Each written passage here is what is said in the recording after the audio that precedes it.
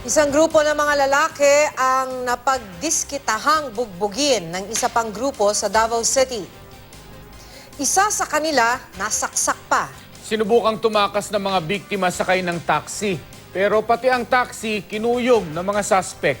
Makibalita tayo kay Tec Ocampo ng GMA Davao. Saksak sa tiyan ang tinamo ni Jemar Madagmos matapos daw sugurin ng kanyang grupo ng isa pang grupo ng mga lalaki sa Davao City.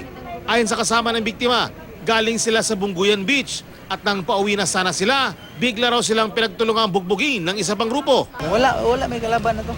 Pauli na mo nag-inom. Oh, dito na pauli na gyud to. Di ka mo nag-inom. Oh, gay kami na inom. Para makatakas, sumakay raw ng taxi ang kanilang grupo. Pero ang nasakyan nilang taxi, pinagtulungan ding batuhin umano ng mga suspect.